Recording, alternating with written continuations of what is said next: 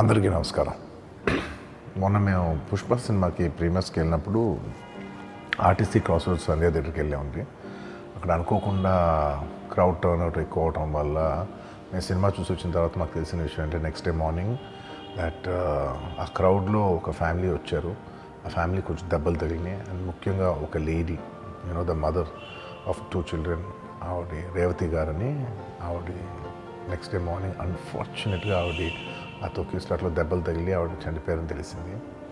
అది తెలియగానే మేము సుకుమార్ గారు, మేమందరం మొత్తం ఎంటైర్ టీమ్ ఆఫ్ పుష్ప అందరం సడన్గా డిసప్పాయింట్ అయిపోయి ఒక షాక్లోకి వెళ్ళాము. ఎందుకంటే అసలు ఇట్స్ వెరీ అన్ఎక్స్పెక్టెడ్. ఎందుకంటే లాస్ట్ 20 ఏళ్ళుగా ఆల్మోస్ట్ అన్ని సినిమాలకి మెయిన్ థియేటర్కి వెళ్ళి సినిమా చూసి వస్తాం అనేది ఒక తెలియని ఆనవాయితీ లాంటిది.